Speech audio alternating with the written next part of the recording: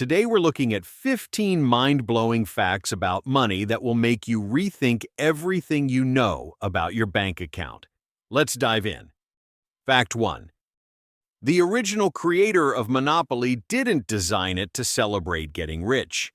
In 1903, Elizabeth Magie created the landlord's game to show how monopolies concentrate wealth. In the first version, players could actually choose between two rule sets, one that rewarded cooperation and one that rewarded greed. Obviously, the greedy version was more exciting. During the Great Depression, the game was sold to Parker Brothers. Magie got $500 for it. Later, the game made billions. Funnily enough, the warning against capitalism has become a product. Fact 2. The man who sold his share of Apple for rent money. In 1976, Ronald Wayne helped start Apple in a small garage in California. Unlike Steve Jobs and Steve Wozniak, Wayne was older and already had debts. So, when Apple took on financial risk, Wayne panicked and sold his 10% share for $800 plus another $1,500 later, just to sleep better at night. Jobs and Wozniak didn't have two nickels to rub together. I had a house, bank account, and a car, and I was reachable. Decades later, that decision turned into one of the most expensive exits in history, from a company that would go on to be worth over $3 trillion. Fact 3. The programmer who lost $500 million in the trash. In 2013, James Howells cleaned his office in Newport, Wales. During the cleanup, he accidentally threw away a hard drive. That drive held the private keys to 7,500 bitcoins. At today's prices, it would be worth hundreds of millions of dollars. He spent years trying and failing to get permission to dig up the landfill. He was indeed a very unlucky guy. I just wish I could go back in time and not throw that drive away. 4. The king who accidentally crashed an economy. In 1324, Mansa Musa, the ruler of the Mali Empire, traveled to Mecca. Along the way, he gave away so much gold in cities like Cairo that gold prices collapsed. The local economy took years to recover of that. His generosity was so extreme that it became a financial problem. The lesson is, having more money doesn't always make things work better. 5. The man who paid for pizza with the future. In May 2010, Laszlo Hanyecz used 10,000 bitcoins to buy 2 pizzas in Florida. At the time, Bitcoin wasn't an investment. It was barely an experiment. He wasn't being careless. He was trying to prove that Bitcoin could actually work as real money. I just posted on the forum, I said, if anybody's interested, I'm offering 10,000 Bitcoins in exchange for some pizza. In 2021, Bitcoin peaked at around $69,000 per coin, which means those 2 pizzas would have been worth nearly $700 million. Today, that pizza purchase is the most famous transaction in crypto history. Fact 6. The writer who died poor but made others rich. Edgar Allan Poe struggled financially for most of his life. He sold his most famous poem, The Raven, for about $9. At the time, writers usually sold their work outright, with no royalties and no long-term protection. After Poe died, his stories went on to generate millions of dollars. Just not for him. Copyright laws simply didn't protect creators the way they do today. 7. The actress who refused a guaranteed paycheck. In 1962, Marilyn Monroe negotiated her salary for Something's Got to Give. She demanded a deal tied to the film's success instead of a flat fee. But she was struggling with her health and missing days on set. The studio didn't see a visionary. They saw a liability. So the studio fired her, and she died months later. Her negotiating instinct was ahead of its time, but badly timed. Fact 8. The company man who gave away his patent. In the early 1900s, a lawyer named George Selden held a patent on the idea of a gasoline-powered road vehicle, basically a car on paper.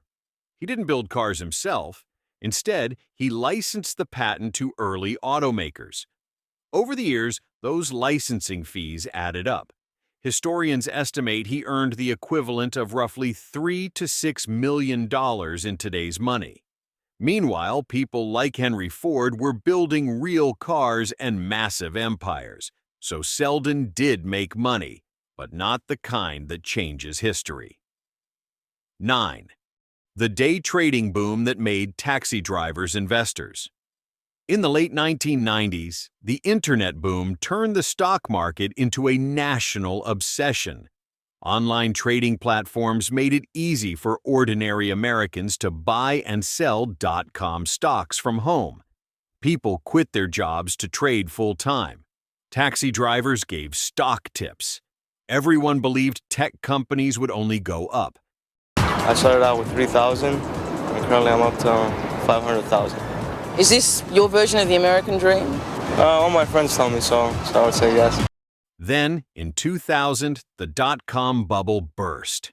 Stock prices collapsed almost overnight, and millions of people were wiped out. It wasn't just greed. It was belief. Fact 10. The heir who treated inheritance like a salary. Brooke Astor was one of the richest women in New York, with a fortune worth hundreds of millions of dollars. The money was meant to be carefully managed and used for long-term philanthropy. But after she became elderly and vulnerable, her son began treating that fortune like a monthly paycheck. He drained trusts, took loans against her assets, and spent freely. Eventually, family members and authorities stepped in. Legal battles followed, and her son was convicted of financial crimes. The money existed. The discipline didn't. How say you to the first count of the indictment? Guilty or not guilty? Guilty. 11. The inventor who was paid once and forgotten. In 1915, an inventor named Georges de Mestral came up with an idea inspired by burrs sticking to his clothes. He invented Velcro.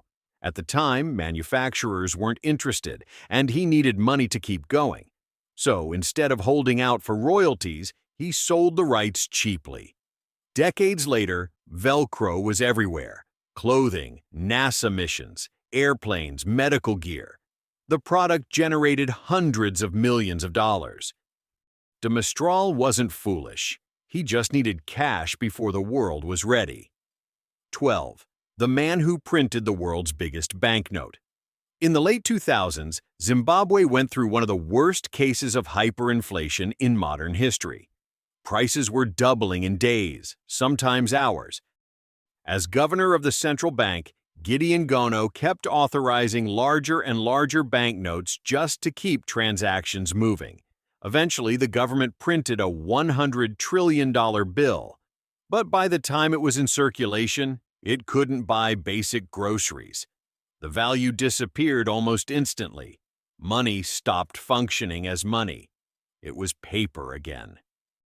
13. The Hollywood star who didn't understand taxes. In the early 1990s, actor Wesley Snipes was earning tens of millions of dollars a year. But he stopped paying federal income taxes, convinced by advisors who claimed the tax system was illegitimate. The IRS didn't act immediately. It took years. Then the charges came. Snipes was convicted and sentenced to prison. The fame was real. The math never changed. We had lawyers and accountants handling my business. If they credit me with making the mistake, then what do you say about the rules that say you have to have a practitioner managing your affairs? 14. The workers paid in company money. In the early 1900s, some American mining and factory towns were completely controlled by a single company. Instead of paying workers in cash, companies issued their own money, called scrip. This scrip could only be used at company-owned stores, where prices were often higher than normal. Workers were legally paid, but they couldn't save, leave, or spend their earnings elsewhere. Debt piled up. Quitting meant losing access to food and housing. On paper, it was legal. In real life, it trapped people. 15. The man who was paid to do nothing. In 1977, Steve Jobs was working as a contractor for Atari, back when video games were still new. Atari hired him to design a game and paid him a fixed amount for the project. Instead of doing all the work himself, Jobs brought in his friend Steve Wozniak and had him build the hardware for a fraction of the cost. Jobs delivered the finished product, Atari paid the full fee, and Jobs kept the difference. It wasn't illegal. It was one of his first lessons in leverage and business. That's the thing about real money stories. They are often decided by timing, belief, and bad decisions. If you like money stories told fast, you'll like what's coming next, because this is just the beginning.